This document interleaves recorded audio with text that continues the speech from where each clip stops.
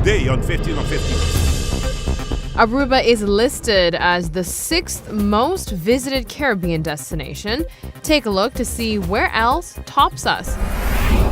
Plus, we can all now help the visually impaired around the world with a smartphone app.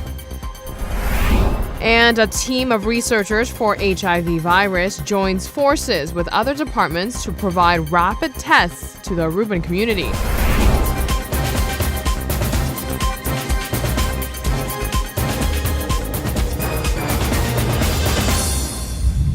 Hi everyone, thanks for watching. I'm Yentl Lieuw. The Caribbean & Co. is a website that claims they are the ultimate guide to Caribbean lifestyle and luxury brands. They recently gathered statistics and published the 10 most visited Caribbean islands. Here is where Aruba stands. According to the Caribbean & Co. website, roughly 25.1 million tourists from across the globe visited the Caribbean in 2013. While an impressive number, data from the World Tourism Organization indicates that this represented just 2.1% of the global tourism market. That being said, it represented 2% growth over the 2012 figures, and numbers for 2014 are also upwards. So which of the 32 Caribbean islands welcomed the most stayover visitors? Keep in mind, most of the Caribbean tourists came from the United States, Europe, and Canada. Coming in at number 1 is the Dominican Republic. With their slogan, Dominican Republic has it all, they attracted well over 4.5 million tourists in 2013, with an 18.75% Caribbean stayover tourists. Cuba comes in at number 2. Following them is Jamaica at 3rd place. Puerto Rico claims they are the all-star island, attracting a little more than 1.5 million tourists. Apparently, it is better in the Bahamas than in Aruba, seeing as they claim one spot before the One Happy Island. Aruba landed at 979,256 visitors, according to Caribbean & Co. And in terms of stayover percentage, it lands at 3.92%. But do keep in mind, Aruba has received well over 1 million tourists, seeing as we just celebrated that milestone recently. Last week, Yentl Lieuw announced its inaugural flight to Manaus, Brazil. The airline has big plans to continue its expansion well into the year. 19 aircrafts and 26 destinations by the end of 2015 is the goal by Yentl Lieuw. The airline plans to add more aircrafts to its fleet this year to grow from 22 to 26 destinations by the end of this year. New destinations include Havana, Cali, and Bucaramanga in Colombia, San Juan, Puerto Rico, and Quito in Ecuador. The Latin American market seems to be the focus here. This is, of course, good news for Aruba's employment. As the fleet grows, the maintenance team is getting bigger as well, and now it consists of over 200 people, which are locally recruited and internally trained by Yentl Lieuw. Don't go anywhere, because after the break, we'll tell you how you can help the blind in today's digital world. Also, if a teen has trouble sleeping, this could be telltale signs of drug and alcohol problems later on in life. As well, we'll show you how clever advertising strategies can bring awareness to serious global issues. Stay with us. When we return, a simple ad at a train station in Switzerland sends a very powerful message.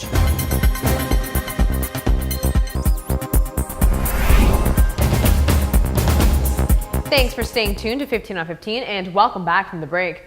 Being blind must be extraordinarily difficult, especially in an increasingly digital world. But a new app seeks to make the lives of the blind a little bit easier. It is called Be My Eyes, and you can help.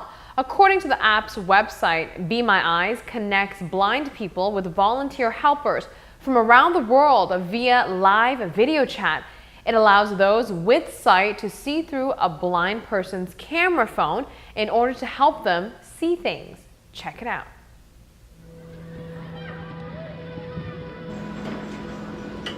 You might wonder how blind people deal with everyday challenges. Well, normally the answer is simple. We're not that different from you. We play music. We go to school. We go to work. You get the picture. But sometimes the simplest things can be difficult, and we need a pair of eyes. Connect to First available helper. That's where you come in. establishing video connection. Through your smartphone, Be My Eyes connects the blind with sighted people through a live video connection. Simply choose if you need help or want to help by the click of a button. That's a nice picture of you and your family, Caroline. Is it for a present? Yes, it's a photo from my parents. You can help just by installing the Be My Eyes app, Print image. and we'll notify you when someone needs your help. And if you're in the middle of something, don't worry. Someone else will step in. That milk is way too old.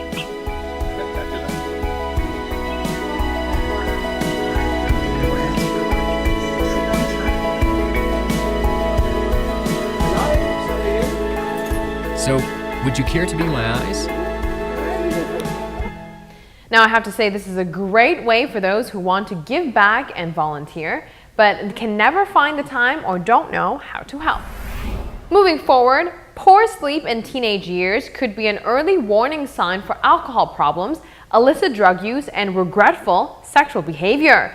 This is all suggested by researchers. U.S. scientists found adolescents with bad sleep habits were more likely to engage in risky behavior in the years to come than those who slept soundly. They say parents should pay closer attention to teens' sleep schedules. Other research suggests a good night's sleep is key to making good judgments. Scientists analyzed data from more than 6,500 researchers in the United States. They tracked sleep pattern, alcohol, and drug use through a large nationwide survey conducted in 3 waves between 1994 to 2002. It was discovered that people who slept badly when first questioned were most likely to have alcohol and drug problems at that time. Researchers also wanted to tease out whether poor or insufficient sleep were independently linked to the development of such problems in later life. Teens who reported trouble going to sleep at least once a week were more likely to binge drink, engage in sexual behavior that they later regretted when drunk, or take illicit drugs in the years to come. So, tracking your sleep can determine other behaviors. And a while back, a shampoo manufacturer thought of an ingenious way of advertising by hooking up video billboards with motion sensors. Quickly, it became one of the most talked about ads that year. Some felt the technology hadn't been utilized in the best way, and in the very same spot, they set up a similar ad, but with quite a different message, which is much more powerful than the original one. The billboard ad raises awareness of a serious condition and problem some people are facing every day. Watch.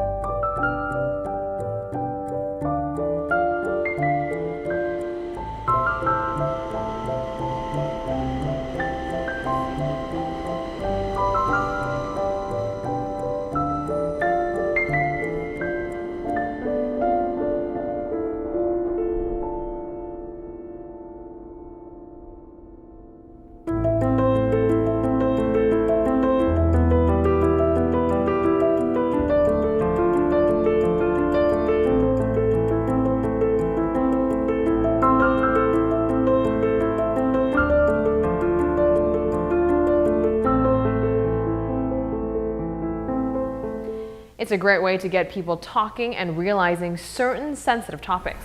Let's take a break. Here is what we have coming up next for you. Getting tested for HIV is still a taboo on the island, but if you don't have results, you can't fix it. There are medical advances that help. Details on this story coming up. The statistics regarding HIV increases every year on this island.